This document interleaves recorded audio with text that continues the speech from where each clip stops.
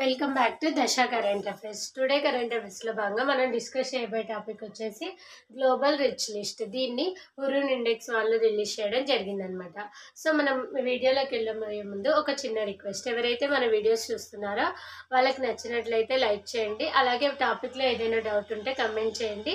ఎవరైతే మీ friends competitive ఫీల్డ్కి prepare అవుతున్నారో వాళ్ళతో కూడా షేర్ చేయండి. సో ఈరోజు టాపిక్ వచ్చేసి గ్లోబల్ రిచ్ లిస్ట్. అది వచ్చేసి హురూన్ ఇండెక్స్ వాళ్ళు రిలీజ్ చేయడం జరుగుతుంది. అంటే ఇది ఏంటి అంటే ఎంతమంది మన దేశంలో ఎంతమంది కుబేర్లు ఉన్నారు, అలాగే ఎంతమంది చేతుల్లో ఎంత సంపద ఉందనే దాని గురించి డిస్కస్ చేయబోతున్నాం మనం.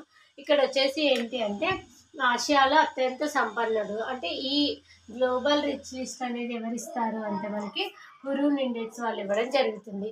ఈ హురూన్ ఇండెక్స్ వాళ్ళు ఇచ్చిన గ్లోబల్ రిచ్ లిస్ట్ ప్రకారం ఆసియాలోనే అత్యంత సంపన్నుడు ఎవరంటే ముఖేష్ అంబానీ. మనందరికీ తెలుసు కదా, రిలయన్స్ అధినేత ముఖేష్ అంబానీ గారు మనకి ఆసియాలోనే అత్యంత సంపన్నుడిగా ఉన్నారు. ఈ టైం కూడా తనే ఆసియాలోనే అత్యంత సంపన్నుడిగా గుర్తించడం జరిగింది. కానీ ఇక్కడ ఏంటి అంటే ఎప్పుడు ముఖేష్ అంబానీ గారు టాప్ 10లో వచ్చేవాళ్ళు అనమాట. టాప్ 10లో ముఖేష్ అంబానీ గారి పేరు వచ్చేది. కానీ ఈ 2025లో వచ్చిన లిస్టులో ముఖేష్ అంబానీ వాళ్ళ పేరు లేదనమాట. ఎందుకు అంటే ఆయన 13% వరకు ఆయన సంపదని కోల్పోవడం జరిగిందనమాట. అంటే 13% తన సంపదని కోల్పోవడం జరిగింది. అందుకే ఆయనకి 10 మంది కుబేర్ల జాబితాలో తన పేరు అనేది రావడం లేదనమాట. తర్వాత వచ్చేసి ఏంటి అంటే ఇక్కడ చూడండి, ఆయనకి ఎందుకు ఇలా సంపదలో తగ్గిపోవడం జరిగింది అంటే ఇంధనం తరగా ఇంధనంకి సంబంధించిన రీటైల్కి సంబంధించిన ఏవైతే బిజినెస్లు ఉన్నాయో అవి సరిగా నడవలేదు. అలాగే రుణాలు చెల్లించేవి కూడా ఎక్కువ పోవడం వల్ల ఆయనకి ఈ 13% లాస్ రావడం వల్ల టాప్ 10లో ఆయన పేరు సంపాదించలేకపోయినాడు. ఈ ఓన్లీ ఇంధనం, రీటైల్, రుణాలు చెల్లించడమే కాకుండా రీసెంట్గా అమెరికాకు చెందిన హిండెన్బర్గ్ అనే ఒక సంస్థ ఇతని మీద ఆరోపణలు చేయడం జరిగింది. దానివల్ల కూడా కొంచెం లాస్ అయినట్లు చెప్తున్నారనమాట ఈ లిస్ట్లో ఉన్న వాళ్ళు. తర్వాత వచ్చేసి కాబట్టి ఆయన టాప్ 10లో రాలేకపోయినారు. 13% సంపద పోగొట్టుకోవడంతో ఆయన ఈ టాప్ 10లో రాలేకపోయినారు. అయినప్పటికీ కూడా ఆయననే ఆసియాలో అత్యంత సంపన్నుడిగా ప్రజెంట్ ఉండడం జరుగుతుంది. ఇక్కడ ఇంకోటి ఆయనకు ఫుల్ ఆపోజిట్గా ఇంకేం జరిగిందంటే ఇక్కడ గౌతమ్ అదానీ గారు ఉన్నారు కదా, గౌతమ్ అదానీ గారు ఆయన యొక్క ఆర్థిక పరిస్థితిని 13% వరకు పెంచుకొని 18th ప్లేస్లో ఉన్నారనమాట ఈ లిస్ట్లో. ఇక్కడ నేను చెప్పిన కదా, ముఖేష్ అంబానీ గారు 17th ప్లేస్లో ఉన్నారు. 13% ఆయన సంపదను కోల్పోయి 17th ప్లేస్లో ఉండడం జరిగింది. అందుకే టాప్ 10లో రాలేదు. అలాగే గౌతమ్ అదానీ గారు ఆయన యొక్క సంపదని 13% పెంచుకొని, అంటే ఈయన 13% పోగొట్టుకుంటే గౌతమ్ అదానీ గారి యొక్క సంపద అనేది 13% పెరిగి 18th ప్లేస్కి రావడం జరిగిందనమాట. ఇక్కడ చూడండి, అధిక సంపద పెరిగిన వ్యక్తిగా గౌతమ్ అదానీని గుర్తించడం జరిగింది ఇండెక్స్. తర్వాత వచ్చేసి మన ఇండియాలో మొత్తం ఇండియా పరంగా చూసుకుంటే 284 మంది కుబేర్లు ఉండడం జరుగుతుంది. అంటే రిచ్ పర్సన్స్ ఎంతమంది ఉన్నారు, 284 మంది ఉన్నారు. వాళ్ళ యొక్క సంపద టోటల్ వచ్చేసి, అంటే వీళ్ళందరినీ కలుపుకొని కూడా టోటల్గా ఇండియాలో 284 మంది రిచ్ పర్సన్స్ ఉన్నారు. వాళ్ళ యొక్క మొత్తం సంపద ఏంటంటే 98 లక్షల కోట్లు అనమాట వీళ్ళ యొక్క సంపద. అలాగే వీళ్ళ యొక్క సంపదని ఒకవేళ జీడిపి పరంగా చూసుకుంటే మనకు ఉంటుంది కదా, జీడిపి అంటే గ్రాస్ డొమెస్టిక్ ప్రోడక్ట్ యొక్క వాల్యూలో వీళ్ళ యొక్క సంపద 3వ వంతుగా ఉందన్నమాట. అంటే టోటల్ జీడిపిలో వీళ్ళ సంపదనే 3వ వంతుగా ఉండడం జరుగుతుంది అనమాట. సో ఇక్కడ మెయిన్గా ఏంటి అంటే టోటల్గా 824 రిచ్ పర్సన్స్ ఉన్నారు. అందులో వాళ్ళ దగ్గర ఈ 884 మంది దగ్గర ఉన్న సంపద ఏంటంటే 98 లక్షల కోట్ల సంపద అనమాట. తర్వాత వీళ్ళు జీడిపిలో 3వ వంతుగా రిప్రజెంట్ చేయడం జరుగుతుంది. తర్వాత వచ్చేసి అత్యంత సంపన్న మహిళగా ఎవరిని చెప్పుకుంటామంటే మనము రోష్ని నాడర్. మీకు అందరికీ ఐడియా ఉంటుంది, హెచ్సిఎల్ టెక్ బిజినెస్ సంబంధించిన రోష్ని నాడర్ గారు. ఆమె మహిళా కేటగిరీలో సంపన్న మహిళగా ఆమె పేరు రావడం జరిగింది. ఆల్మోస్ట్ ఆమెకి 3.5 lakhs of 3.5 lakh crores of సంపద ఆమె చేతిలో ఉండడం జరుగుతుంది అనమాట. అలాగే ఇక్కడ ఓవరాల్గా సగటు సంపదలో చూసుకుంటే మనం చైనా కంటే ఎక్కువగా ఉన్నాం. అంటే సగటు సంపదను మనం తీసుకున్నట్లయితే చైనా కంటే ఎక్కువగా భారత్ సగటు సంపద ఎక్కువ ఉందన్నమాట. ఇప్పుడు చూడండి, చైనా సగటు సంపద ఎంతంటే 29,027 రూపాయలు అయితే మనది వచ్చేసి 34,514 అనమాట. 29,027 ఎవరిది సగటు సంపద అంటే చైనాది, 34,514 మనది. సో సగటు సంపదలో మనం చైనాని మించినామనేసి ఈ లిస్ట్ చెప్తుంది అనమాట. తర్వాత ఇక్కడ నేను చెప్పలే కదా టోటల్ ఎంతమంది కుబేర్లు ఉన్నారంటే 284 మంది అని. ఈ 284 మందిలో 175 మంది వాళ్ళ సంపదని పోయిన ఇయర్ కంటే ఈ ఇయర్ పెంచుకోవడం జరిగింది. కానీ ఇంకా 190 మెంబర్స్ ఉంటారు కదా రిమైనింగ్, వీళ్ళు మాత్రం సంపదని పోగొట్టుకోవడమో లేదా తటస్థంగా ఉండిపోవడమో, అంటే పెరగలేక అక్కడ న్యూట్రల్గా ఉండిపోవడమో జరగడం జరిగింది. అంటే 175 మెంబర్స్ వాళ్ళ యొక్క సంపదని పెంచుకోవడం జరిగింది. వీటన్నిటిని కూడా మనకి హురూన్ ఇండెక్స్ వాళ్ళు గ్లోబల్ రిచ్ లిస్ట్ కింద ఇవ్వడం జరిగింది. ఇక్కడ మెయిన్గా ఏంటి అంటే 17th ప్లేస్లో ముఖేష్ అంబానీ గారు రావడం జరిగింది. ఆయన ఈసారి టాప్ 10లో రాకపోయినప్పటికీ కూడా ఆసియాలోన ఆయన అత్యంత సంపన్నుడిగా మనం ట్రీట్ చేసాం. తర్వాత వచ్చేసి ఆయన ఈసారి గౌతమ్ అదానీ గారు అత్యంత సంపద పెంచుకున్న వ్యక్తిగా ఉండడం జరిగింది. ఆయన 18th ప్లేస్లో రావడం జరిగింది. టోటల్ కుబేర్లు ఎంతమంది అంటే 284. వాళ్ళ దగ్గర ఉన్న టోటల్ మొత్తం సంపద ఎంతంటే 98 లక్షల కోట్లు అనమాట. అది జీడిపిలో ఎన్నో వంతు అంటే 3వ వంతుకి సమానంగా ఈ లిస్ట్ అనేది చెప్పడం జరిగింది. సంపన్న మహిళగా ఎవరిని చూస్తామంటే మనం రోషిని నాడార్ గారిని చూడడం జరుగుతుంది అనమాట. So this is all about Hurun index. ఇది ఇంపార్టెంట్ అనమాట. అంటే ఒక ఐడియా ఉండాలి అసలు ఎంతమంది దగ్గర ఎంత సంపద ఉంది అని. ఇక్కడ చూడండి, జస్ట్ 284 మెంబర్స్ దగ్గరే జీడిపిలో థర్డ్ వంతు ఉందంటే ఎంత సంపద ఎవరి చేతిలో ఉందనే దాని గురించి కూడా మనం కొంచెం ఐడియాని కలిగి ఉండాలన్నమాట. This is all about Hurun index. Next topic.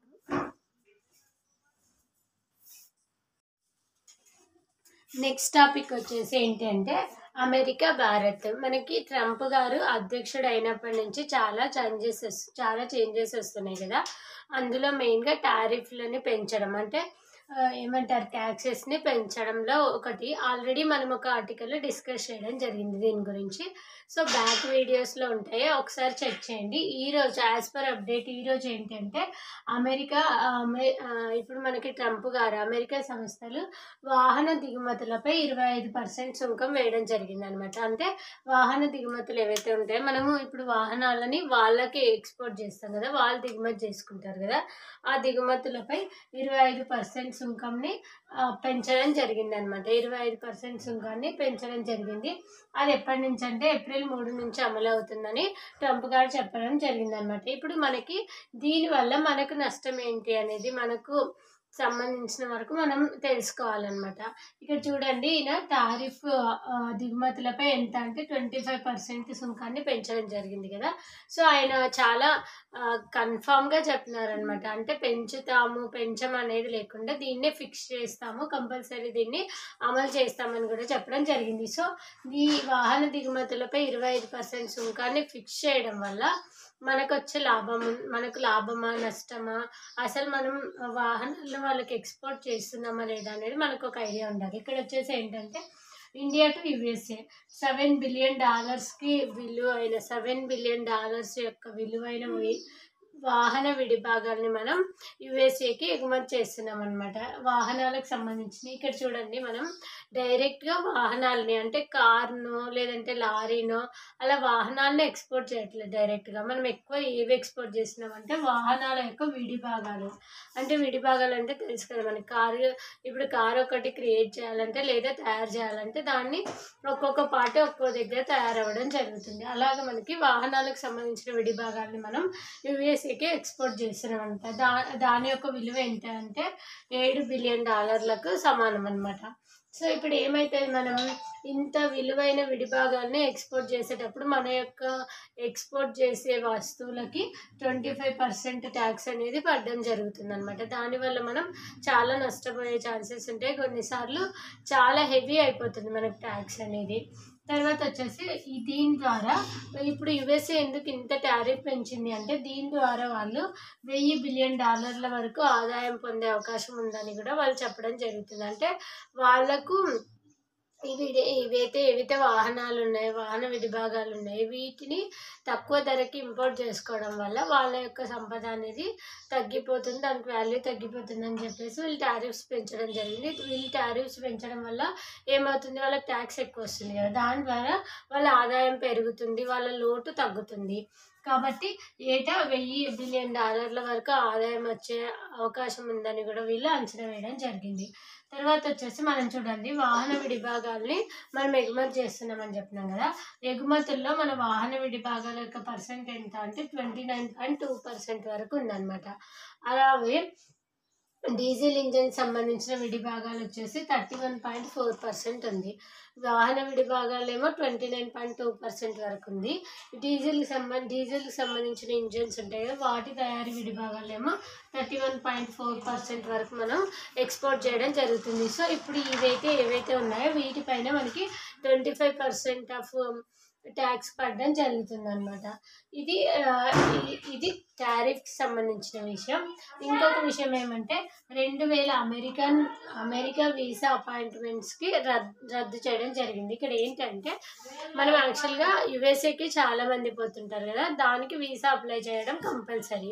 So వీసాని చాలామంది ఏం చేస్తుంటారంటే మనం నార్మల్గా ఉన్న ప్రొసీజర్లో వెళ్ళడం వల్ల వాళ్ళకి తొందరగా వీసా అపాయింట్మెంట్ అనేది రాదనమాట. వాళ్ళకి వీసా అపాయింట్మెంట్ వస్తే తొందరగా వెరిఫికేషన్ అయ్యి ఇంటర్వ్యూ అయ్యి వాళ్ళకి వీసా వచ్చిన తర్వాత అక్కడికి వెళ్ళే ఛాన్సెస్ ఉంటాయి. కానీ ఇక్కడ ఏంటి అంటే ఈ బాట్స్తో మోసపూరితంగా బ్లాక్ చేయడమే కారణం.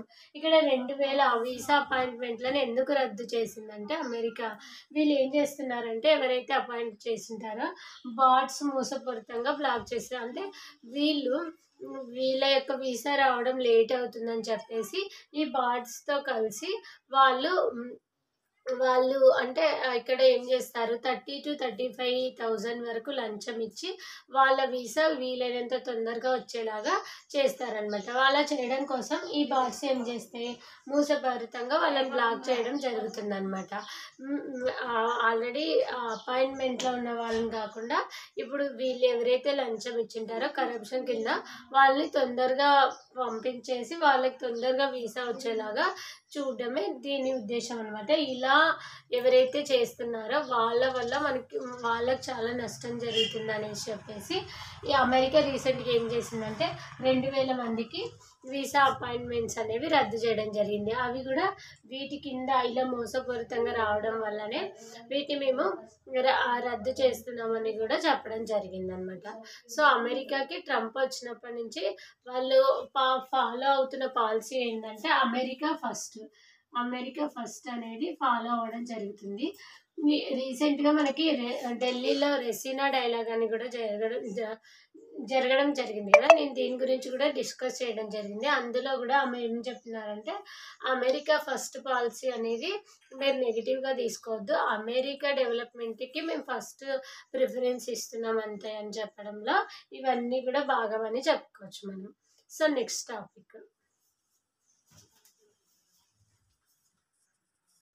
నెక్స్ట్ టాపిక్ వచ్చేసి థాయిలాండ్, మయన్మార్ అండ్ భూకంపం. ఇక్కడ చూడండి మనకి రీసెంట్గా అంటే థాయిలాండ్, మయన్మార్లో భూకంపం రావడం జరిగింది. మీ అందరికి ఐడియానే ఉంటుంది భూకంపం అనేది ఎలా వస్తుంది, ఎందుకు వస్తుంది అని చెప్పుకున్నాం. బట్ యాజ్ పర్ అప్డేట్ వచ్చేసి మనం టాపిక్లో నుంచి అందులోకి వద్దాం.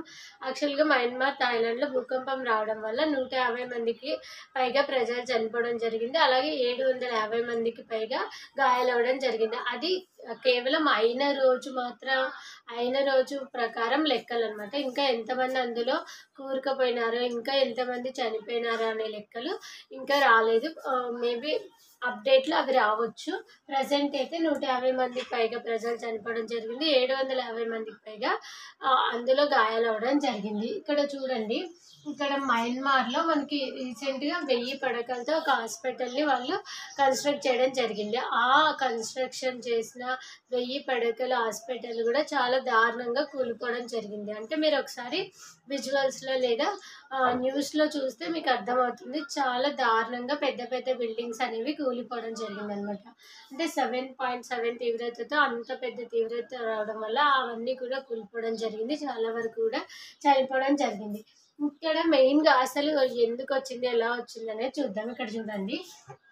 ఇక్కడ ఏమంటారు, ఇండియా ఇది. మీరు ఎప్పుడైనా మనకు భూకంపం గురించి వచ్చినప్పుడు మ్యాప్ పాయింట్ కూడా చాలా ఇంపార్టెంట్. ఇక్కడ ఇది ఇండియా కదా, ఇండియాకి మనకి మయన్మార్ 2 ఈస్టర్న్ సైడే ఉంటాయి. మయన్మార్ ఇక్కడ ఉంటుంది, థాయిలాండ్ ఇక్కడ ఉంటుంది. థాయిలాండ్ యొక్క క్యాపిటల్ బ్యాంకాక్ అనమాట. ఇక్కడ తర్వాత ఈ రెండింటికి మధ్యలో సగాయిన్ ప్లేట్ అనేది ఒకటి ఉంటుంది. ఇది గుర్తుపెట్టుకోండి, దీని గురించి డిస్కస్ చేద్దాం. సగాయిన్ ఫాల్ట్ లేదా ప్లేట్ అంటాం మనం. ఇక్కడ మయన్మార్ థాయిలాండ్ మధ్యలో ఈ సగాయిన్ ప్లేట్ అనేది ఉంది. ఇక్కడ నేను డ్రాప్ వేసాను కదా, ఇక్కడ సగాయిన్ ప్లేట్ ఉంది. యాక్చువల్గా మనకి ఎలా భూకంపం వస్తుంది అంటే ఇక్కడ చూడండి. ఇక్కడ సపోజ్ ఇది ఎర్త్ అనుకోండి, ఇది ఎర్త్, ఇదంతా ఎర్త్ అయితే ఎర్త్లో మనకు ప్లేట్స్ ఉంటాయి అన్నమాట. వాటిని టెక్టానిక్ ప్లేట్స్ అంటారు. మనకి జియోగ్రఫీలో భాగంగా మనకి ఈ టెక్టానిక్ ప్లేట్స్ యొక్క గురించి ఒక టాపిక్ ఉంటుంది. అది చదివితే మీకు ఇంకా ఈజీగా అర్థమవుతుంది. నేను యాజ్ పర్ అప్డేట్ ఎంతవరకు చెప్పగలనో అంతవరకు చెప్తాను. ఇది వచ్చేసి ఎర్త్గా ట్రీట్ చేస్తే మనకి ఎర్త్లో చాలా ప్లేట్స్ ఉంటాయి అన్నమాట. ప్లేట్స్ వచ్చేసి సపోజ్ ఈ ప్లేట్స్ని ఇలా తీసుకున్నాం, ఇలా ప్లేట్స్ ఉన్నాయనుకోండి. ఇవి అనేవి బ్యాక్వర్డ్, ఫార్వర్డ్ లేదంటే సైడ్ బై సైడ్ ఇలా మూవ్ అవుతూ ఉంటాయి అన్నమాట. ఇలా మూవ్ అయినప్పుడు ఏమవుతుంది, ప్లేట్స్ ఎప్పుడైతే మూవ్ అవుతాయో అప్పుడు టోటల్ ఎర్త్ కూడా ఒక సెకండ్ లేదా కొన్ని నిమిషాల పాటు మూవ్ అవ్వడం జరుగుతుంది. ఇక్కడ చూడండి, మనకి సగాయిన్ ఫాల్ట్లో ఏడాదికి 11 మిల్లీమీటర్ల నుంచి 18 మిల్లీమీటర్ల వరకు తరచుగా ఈ ప్లేట్స్ అనేవి మూవ్ అవుతూ ఉన్నాయంట. అంటే కదులుతూ ఉన్నాయన్నమాట. అలా కదులుతూ తరచుగా కదలడం వల్ల సడన్గా ఒకసారి స్పీడ్గా కదిలిపోయి మనకి ఎర్త్ మొత్తం కదిలిపోవడం వల్ల ఈ భూకంపం రావడం జరుగుతుంది అనమాట. అంటే వేవ్స్ అనేవి బయటికి రావడం వల్ల ఈ ఎర్త్ అనేది భూకంపం లాగా కదిలి మనకంతా భూకంపం వచ్చేస్తుంది అనమాట. సో అదనమాట. తర్వాత వచ్చేసి ఇక్కడ ఏంటి అంటే మనకి ఇది ఇండియన్ ప్లేట్. నేను చెప్పినా కదా టెక్టానిక్ ప్లేట్స్ అని. అందులో దీన్ని ఇండియన్ ప్లేట్గా తీసుకుంటే ఇక్కడ బ్యాంకాక్ ప్లేట్ అనేది ఒకటి ఉంటుంది. బ్యాంకాక్కి ఇండియాకి, ఇండియా ప్లేట్కి బ్యాంకాక్ ప్లేట్కి మధ్యలో ఉండేది సగాయిన్ ప్లేట్. ఈ సగాయిన్ ఫాల్ట్, దీన్నే ఫాల్ట్ లేదా ప్లేట్ అంటారు. ఇలా ఉంటాయి అన్నమాట. ఇలా సగాయిన్ ఫాల్ట్ అనేది ఎక్కడ ఉందంటే ఇక్కడ ఉంది కదా. ఈ రెండింటికి మధ్యలో ఉండే ఈ ప్లేట్ కదలడం వల్లనే ఈ భూకంపం వచ్చిందనేసి మనకు సైంటిస్టులు చెప్తున్నారు అన్నమాట. కొంతమంది శాస్త్రవేత్తలు ఈ ప్లేట్ ఏదైతే ఉందో అది మూవ్ కావడం వల్లనే మనకి ఈ భూకంపం రావడం అనేది జరుగుతుందని చెప్పడం జరిగింది. ఇది ఆల్మోస్ట్ 1200 కిలోమీటర్ల వరకు ఈ ప్లేట్ ఉండడం జరుగుతుంది. ఇది సగాయిన్ ఫాల్ట్ లేదా ప్లేట్. ఇక్కడ వచ్చేసి ఆల్రెడీ మనకి ఈ సగాయిన్ ఫాల్ట్ ఉన్న ప్లేస్ని లేదా ఈ మయన్మార్లో ఉన్న ఆ ప్లేస్ని అంతా కూడా రెడ్ జోన్గా ట్రీట్ చేయడం జరిగింది అనమాట. రెడ్ జోన్ అంటే అక్కడ చాలా వరకు భూకంపాలు వచ్చే అవకాశం ఎక్కువ ఉంటాయి అనమాట. ఇక్కడ చూడండి, మనకి అయిన తర్వాత వచ్చేసి ఈ ప్లేట్స్ కదలడం వల్ల ఫార్వర్డ్ ఆర్ బ్యాక్వర్డ్ లేదా సైడ్ బై సైడ్ కదలడం వల్ల ఈ భూకంపం వచ్చేస్తుంది అనమాట. తర్వాత వచ్చేసి భూకంప కేంద్రం లోతు ఎంత తక్కువగా ఉంటే అంత నష్టం. ఇక్కడ చూడండి, భూకంపం సపోజ్ ఇక్కడ వచ్చింది అనుకోండి, ఇక్కడ ఈ ప్లేట్స్ కదలడం వల్ల వచ్చింది అనుకోండి. ఈ ప్లేట్స్ ఇక్కడ కదిలినాయి అనుకోండి, వీటి నుంచి వచ్చే వేవ్స్ అనేవి ఇక్కడ వరకే ఆగిపోతాయి. కాబట్టి ఇక్కడ చూడు, కేంద్రం లోతు ఎంత తక్కువగా ఉంటే అంత నష్టం అన్నమాట. లోతు తక్కువగా ఉంటే చూడండి, భూకంప కేంద్ర లోతు ఎంత తక్కువగా ఉంటే అంత నష్టం జరుగుతుంది. ఎంత తక్కువగా ఉంటే అంత ఓన్లీ తక్కువగా ఉన్నాయి అనుకో వాటి వరకే వచ్చి మళ్ళీ ఆగిపోతుంది. అది లోపలికి ఉందనుకోండి చాలా వరకు వచ్చి అది చాలా డ్యామేజ్ చేయడం జరుగుతుంది. కాబట్టి కేంద్రం అనేది లోతు ఎంత తక్కువగా ఉంటే అంత తక్కువ డ్యామేజ్ జరుగుతుందని కూడా తెలియడం జరిగింది. మనకి ఇదంతా కూడా భూకంపం అనే టాపిక్లో ఇన్ డీటెయిల్గా వస్తుంది అనమాట. తర్వాత వచ్చేసి మనం భూకంపాన్ని రిక్టర్ స్కేల్తో కొలవడం జరుగుతుంది అనమాట. మ్యాగ్నిట్యూడ్ అంటే యాంప్లిట్యూడ్ 7.7 తీవ్రతతో వచ్చిందని చెప్పినా కదా. ఇప్పుడు ఏదైనా భూకంపం వచ్చినప్పుడు అది ఎంత తీవ్రతతో వెళ్తుంది, ఎంత తీవ్రత వరకు వెళ్ళింది అనేది మనం రిచర్ స్కేల్ ద్వారా మెజర్ చేయడం జరుగుతుంది. సిస్మోగ్రాఫ్ అంటే ఏంటంటే మనకు ఇక్కడ చెప్పినా కదా, ఇక్కడ ఈ ఫాల్స్లో ఎప్పుడైతే కదులుతాయనుకో ఇవి పైకి వస్తాయి కదా ఇట్లా వేవ్స్, ఆ వేవ్స్ ఏదైతే వీటి ద్వారా వచ్చే వేవ్స్ని సిస్మిక్ వేవ్స్ అంటారు. దాన్ని సిస్మోగ్రాఫ్స్ వల్ల ఇక్కడ తీవ్రత వల్ల వచ్చే వేవ్స్ ఎంతవరకు వస్తున్నాయని కనుక్కోవడానికి సిస్మోగ్రాఫ్ని యూజ్ చేస్తాం. కానీ ఇక్కడ ఎంతవరకు తీవ్రత, దానివల్ల ఎంతమందికి అంటే ఎంతవరకు తీవ్రత ఉందనే దానికోసం రిచర్ స్కేల్ని యూజ్ చేయడం జరుగుతుంది అనమాట. ఇదంతా కూడా మనకి మయన్మార్, థాయిలాండ్లో జరిగిన భూకంపం ద్వారా డిస్కస్ చేయడం జరిగింది. ఇంకొకటి, ఎప్పుడైనా మనకి భూకంపం వచ్చినప్పుడు ఏం చేయాలంటే డ్రాప్, కవర్, హోల్డ్. అంటే ఫస్ట్ మనం డ్రాప్ అవ్వాలి, అంటే బెండ్ అవ్వాలి, మన బాడీని బెండ్ చేసి మన బాడీని ఏదైతే హ్యాండ్ ఉందో దాంతో ఇలా కవర్ చేయాలి. తర్వాత హోల్డ్ ఆన్ చేయాలి, ఇలాగే హోల్డ్ ఆన్ చేసి డౌన్ చేసి ఉండాలన్నమాట. ఎందుకంటే భూకంపం వచ్చినప్పుడు వస్తువులన్నీ లేదంటే బిల్డింగ్స్ అన్నీ కింద పడిపోతుంటాయి కదా, అలా మనం మన బాడీని కవర్ చేసుకోవడం. ఒకవేళ మీరు అవుట్ సైడ్ ఉంటే పెద్ద పెద్ద బిల్డింగ్స్ కానీ ఏమైనా కన్స్ట్రక్షన్స్కి దూరంగా పారిపోవడం చేయాలన్నమాట. This is all about earthquake అనమాట. మీకు ఒకవేళ నాకు తెలిసి మీకు హాఫ్ అర్థమై ఉంటుంది. ఎవరికైతే ఎర్త్క్వేక్ అనే టాపిక్ మీద ఐడియా ఉంటుందో వాళ్ళకి ఫుల్గా అర్థమవుతుంది. మీకు ఒకవేళ ఎర్త్క్వేక్ మీద సపరేట్ వీడియో లేదా టాపిక్ మీద సపరేట్ వీడియో ఇన్ డీటెయిల్ కావాలంటే ఓన్లీ ఎర్త్క్వేక్ గురించి నేను వీడియో చేయడం జరుగుతుంది. మీకు కావాలంటే కమెంట్ సెక్షన్లో కమెంట్ చేయండి. సో ఇది యాజ్ పర్ అప్డేట్ అయితే ఇంతవరకు మనం నేర్చుకోవాల్సింది. ఇంకా ఎంతవరకు ఇంకా ఏం జరుగుతుంది, ఇంకా ఏమైనా రీసెర్చ్ చేసి ఏమన్నా దీనికి రీజన్ ఉందా అనే దాన్ని చూద్దాము. యాజ్ పర్ అప్డేట్ వరకు అయితే ఇంతవరకే. నెక్స్ట్ టాపిక్ వచ్చేసి సుప్రీంకోర్టు అలాగే ఢిల్లీ హైకోర్టులు ఇచ్చిన రీసెంట్ తీర్పుల గురించి మనం చూద్దాము. ఇక్కడ వచ్చేసి ఏంటంటే ఫస్ట్ది భావ ప్రకటన స్వేచ్ఛ గురించి. మీకు అందరికీ కూడా ఐడియానే ఉంటుంది. మనకు ఫండమెంటల్ రైట్స్లో ఆర్టికల్ 19 క్లాస్ 1 వచ్చేసి భావ ప్రకటన స్వేచ్ఛ గురించి డిస్కస్ చేయడం జరుగుతుంది. మనకి ఫండమెంటల్ రైట్స్లో ఆర్టికల్ 12 to 35 వరకు ఫండమెంటల్ రైట్స్ గురించి తెలియజేయడం జరుగుతుంది. అందులో ఆర్టికల్ 19 క్లాస్ 1 వచ్చేసి భావ ప్రకటన స్వేచ్ఛ గురించి తెలియజేయడం జరుగుతుంది.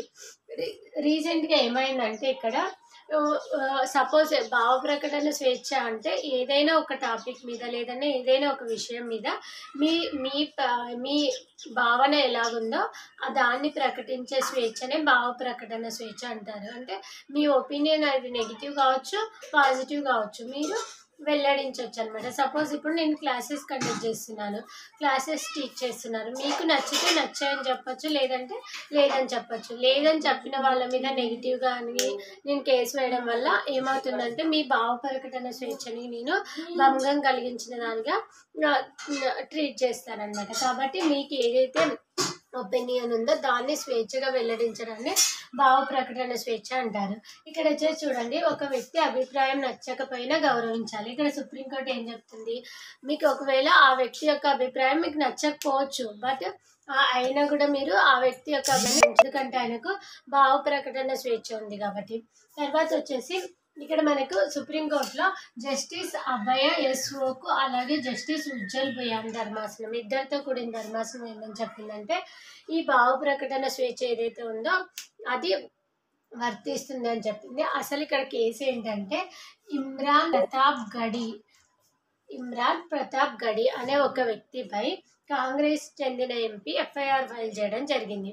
ఎందుకంటే ఇక్కడ గుజరాత్లో జామ్నగర్లో ఒక పెళ్లి జరుగుతుందనమాట. ఆ పెళ్లిని బేస్ చేసుకొని ఈ ఇమ్రాన్ ఎవరైతే ఉన్నారో ఇమ్రాన్ అనే అతను ఈయన ఒక వీడియో చేయడం జరిగింది. ఆ వీడియోలో రక్త పిచాచులారా అనే సంథింగ్ వర్డ్స్ని యూజ్ చేయడం జరిగింది. దాన్ని అంటే మతానికి అన్వయించేలాగా, మతాన్ని ప్రేరేపించేలాగా బ్యాడ్ వర్డ్స్ లాగా ఉన్నాయని ఈ కాంగ్రెస్ ఎంపీ గారు ఈ ఇమ్రాన్ ప్రతాప్ గడిపై ఒక ఎఫ్ఐఆర్ని ఫైల్ చేయడం జరిగింది. ఇప్పుడు ఇమ్రాన్ ప్రతాప్ ఏం చేస్తున్నాడంటే అది నా భావ ప్రకటన స్వేచ్ఛ, నాకు నచ్చింది నేను వెల్లడించాను ఒక వీడియో రూపంలో అని ఆయన సుప్రీంకోర్టులో ఇక్కడ యాక్చువల్గా ఆల్రెడీ గుజరాత్ కోర్టు ఏమని చెప్పింది, అది తప్పే అని చెప్పడం జరిగింది. ఆయన మళ్ళీ హైకోర్ట్‌కి వెళ్ళడం జరిగిందనమాట. హైకోర్ట్ నుంచి సుప్రీంకోర్ట్‌కి వెళ్ళడం జరిగింది. మీకందరికీ తెలుసు కదా! ఫండమెంటల్ రైట్స్ ఎప్పుడైతే అబ్రోగేట్ అవుతాయో, లేదంటే ఫండమెంటల్ రైట్స్‌ని ఎవరైనా భంగం కలిగిస్తే మీరు డైరెక్ట్‌గా అయినా సుప్రీంకోర్ట్‌కెళ్ళొచ్చు, లేదంటే హైకోర్ట్‌కి వెళ్ళి సుప్రీంకోర్ట్‌కి వెళ్ళొచ్చు. ఇది ఇక్కడ గుజరాత్ ఇచ్చిన హై హైకోర్ట్ తీర్పు ఆయన నచ్చక సుప్రీంకోర్ట్‌కి వెళ్తే సుప్రీంకోర్టు ఆయనకి ఫేవర్‌గా తీర్పు అనేది రావడం జరిగింది. అందులో ఎవరెవరు ఉన్నారంటే అభయ్ ఎస్ఓకు ఉజ్జల్ బుయాంతగూడెం ధర్మాసనం ఆయన యొక్క భావ ప్రకటన స్వేచ్ఛ, ఆయనకు ఆ స్వేచ్ఛ ఉంది కాబట్టి ఆయన వెల్లడించారు. అందులో తప్పేం లేదని కూడా తీర్పు ఇవ్వడం జరిగిందనమాట. అంటే ఇక్కడ గుజరాత్ హైకోర్టు ఇచ్చిన తీర్పుని ఆయన కొట్టివేస్తూ భావ ప్రకటన స్వేచ్ఛని అందరూ రెస్పెక్ట్ చేయాలి అనేసి సుప్రీంకోర్టు చెప్పడం జరిగింది. ఇంకొక స్టేట్మెంట్ కూడా సుప్రీంకోర్టు ఇవ్వడం జరిగింది. ఇక్కడ ఏంటంటే భావ ప్రకటన స్వేచ్ఛను కాపాడే బాధ్యత న్యాయమూర్తులదే. ఇప్పుడు న్యాయమూర్తులే కదా మనకు అన్నిట్లో తీర్పులు ఇచ్చేది. సో వాళ్ళే ఈ భావ ప్రకటన స్వేచ్ఛని కాపాడాలి. అలాంటిది వాళ్ళే తీర్పును వ్యతిరేకంగా ఇవ్వడం అనేది న్యాయ వ్యవస్థకి చాలా ప్రమాదకరం అని కూడా చెప్పడం జరిగిందనమాట. ఇక్కడ వచ్చేసి ఇంకా ఇది భావ ప్రకటన స్వేచ్ఛ ఆర్టికల్ 19 క్లాస్ 1కి సుప్రీంకోర్టు ఇచ్చిన తీర్పు. నెక్స్ట్ వచ్చేసి సర్వీస్ ఛార్జెస్ పైన ఢిల్లీ హైకోర్టు ఇచ్చిన తీర్పు. ఇక్కడ ఏమంటే చాలామంది మనం రెస్టారెంట్‌కి వెళ్తుంటాం కదా! రెస్టారెంట్‌కి వెళ్ళినప్పుడు మనకు సర్వీస్ ఛార్జ్ అనేది వేస్తారు. సర్వీస్ ఛార్జ్ ఎందుకంటే వాళ్ళు మనకి సర్వ్ చేసినందుకు. సో ఆల్రెడీ మనం ఫుడ్ కొన్నందుకు మనం పే చేయడం జరుగుతుంది. కానీ సర్వీస్ ఛార్జ్ అనేది కంపల్సరీ కాదు. మనకు నచ్చితే ఇవ్వచ్చు, లేదంటే లేదు. ఇప్పుడు చాలామంది టిప్ ఇస్తుంటారు. టిప్ అనేది కంపల్సరీ కాదు కదా! సో మనం ఇవ్వచ్చు, ఇవ్వకపోవచ్చు. సర్వీస్ ఛార్జ్ కూడా కంపల్సరీ అని హోటల్స్, రెస్టారెంట్స్ చెప్తున్నాయి. బట్ ఇక్కడ ఏంటి అంటే సీసీపీఏ అంటే central consumer protection authority. CCPA అంటే సెంట్రల్ కన్జ్యూమర్ ప్రొటెక్షన్ అథారిటీ వాళ్ళు ఏం చెప్తున్నారంటే సర్వీస్ ఛార్జ్ అనేది కంపల్సరీ కాదు, అది మ్యాండేటరీ కాదు, అది ఎవరిష్టం వాళ్ళది. ఇచ్చే వాళ్ళు ఇవ్వచ్చు, ఇవ్వని వాళ్ళు ఇవ్వకపోవచ్చు అని చెప్పడం జరిగింది. దానికి వ్యతిరేకంగా సీసీపీఏ ఇచ్చిన నిబంధనలకు వ్యతిరేకంగా రెస్టారెంట్ యజమానులు ఎవరైతే ఉంటారో వాళ్ళు హైకోర్టుకు వెళ్ళడం జరిగింది. ఢిల్లీ హైకోర్టు ఏమని చెప్పిందంటే సర్వీస్ ఛార్జ్ అనేది మ్యాండేటరీ కాదు, అది ఎవరిష్టం వాళ్ళు ఇవ్వచ్చు, ఇవ్వకపోవచ్చు. దాన్ని మ్యాండేటరీ చేయడానికి వీల్లేదు. కాబట్టి మనకి ఈ ఢిల్లీ హైకోర్టులో జస్టిస్ ప్రతిభ ఎం సింగ్, జస్టిస్ రజనీష్ కుమార్తో కూడిన ధర్మాసనం ఈ తీర్పు ఇవ్వడం జరిగింది. జస్టిస్ ప్రతిభ ఎం సింగ్, జస్టిస్ రజనీష్ కుమార్తో కూడిన ధర్మాసనం ఈ తీర్పుని ఇవ్వడం జరిగింది. అంటే రెస్టారెంట్లో ఇప్పుడు నుంచి మీరు ఎప్పుడైనా రెస్టారెంట్కి వెళ్ళారనుకోండి, సర్వీస్ ఛార్జ్ అనేది మీ బిల్లులో ఉండకూడదు. ఎందుకంటే సర్వీస్ నచ్చితే మీరు ఇవ్వచ్చు, ఇవ్వకపోవచ్చు. దట్ ఈస్ మీ ఇష్టం అనమాట, యువర్ ఇంట్రెస్ట్ అనమాట. సో మీకు ఓన్లీ బిల్ మాత్రమే పే చేయాల్సి ఉంటుంది. సర్వీస్ ఛార్జ్ అనేది మీ ఒపీనియన్ని బట్టి, వాళ్ళ సర్వీస్ని బట్టి మీరు ఇచ్చే టిప్ లాంటిది అనమాట. సో దీన్ని ఢిల్లీ హైకోర్టు తీర్పు ఇవ్వడం జరిగింది. ఇది ఒకటి భావ ప్రకటన స్వేచ్ఛ గురించి, ఒకటి వచ్చేసి దాని గురించి అంటే సర్వీస్ ఛార్జెస్ గురించి. మీరు ఎప్పుడైనా పాలిటీ చదివేటప్పుడు కంపల్సరీ ఈ కేసెస్ ఏవైతే అప్డేట్స్ ఉంటాయో, లేదంటే సుప్రీంకోర్టు తీర్పులు ఉంటాయో వాటిని కంపల్సరీ అనలైజ్ చేసుకోండి. అప్పుడే మనకి ఈ పాలిటీ టాపిక్స్ అనేవి అర్థమవుతాయి. ఎందుకంటే చాలామంది పాలిటీ ఈజీ టాపిక్ అని ఫీల్ అవుతుంటారు. ఈజీ టాపికే, బట్ ఎప్పుడైతే మనకి అనలైజింగ్ వేలో ఇస్తారో అప్పుడు మనకి చాలా కష్టం అనిపిస్తుంది. కాబట్టి తీర్పులని మీరు ఎప్పుడైతే లైవ్ ఎగ్జాంపుల్తో నేర్చుకుంటారో అప్పుడు మీకు సబ్జెక్ట్ అనేది చాలా ఈజీగా అనిపిస్తుంది. ఇప్పుడు మీరు బుక్లో చదివిన ఆర్టికల్ 19(1)కి ఇక్కడ ఈ ఎగ్జాంపుల్లో చదివిన ఆర్టికల్ 19(1)కి చాలా డిఫరెన్స్ ఉంటుంది అనమాట. సో ఇలా అనలైజింగ్గా చదివితే మీకు చాలా ఈజీగా సబ్జెక్ట్ అనేది వచ్చేస్తుంది అనమాట. Next topic.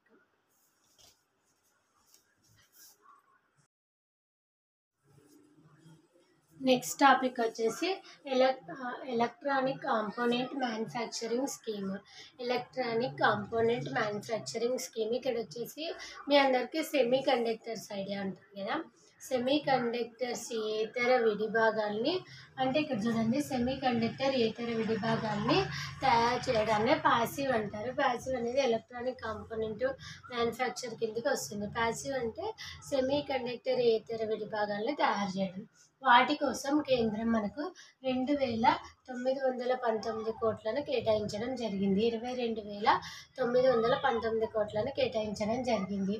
ఎవరు చెప్పినారంటే మనకిది ఎలక్ట్రానిక్స్ అండ్ ఐటీ మంత్రి అయిన అశ్విని వైష్ణవ్ గారు తెలియజేయడం జరిగింది. ఎలక్ట్రానిక్ అండ్ ఐటీ మంత్రి మనకు వైష్ణవి గారు కదా. సో అశ్విని వైష్ణవ్ గారు తెలియజేయడం జరిగింది. ఇది వచ్చేసి ఈ స్కీమ్ వచ్చేసి ఎలక్ట్రానిక్ కాంపోనెంట్ మ్యానుఫ్యాక్చరింగ్ స్కీమ్ వచ్చేసి మనకు 6 ఇయర్స్ ఉంటుంది అనమాట.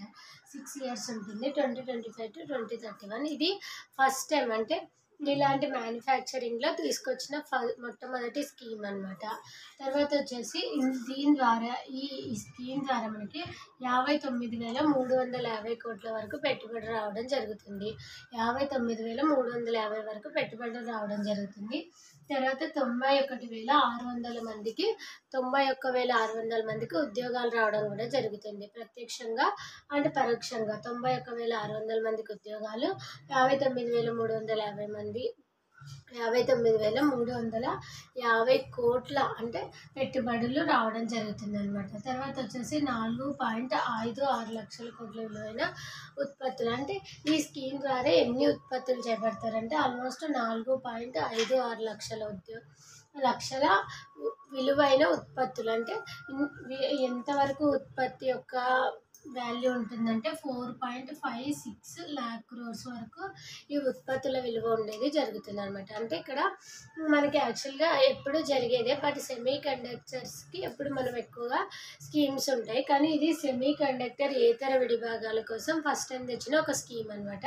దాన్నే ఎలక్ట్రానిక్ కాంపోనెంట్ మ్యానుఫ్యాక్చరింగ్ స్కీమ్ అంటాం. దీనికి కేంద్రం 22,919 కోట్లను కేటాయించడం జరిగింది. దీన్ని ఎవరు వెల్లడించారంటే ఐటీ మంత్రి అశ్విని వైష్ణవ్ గారు.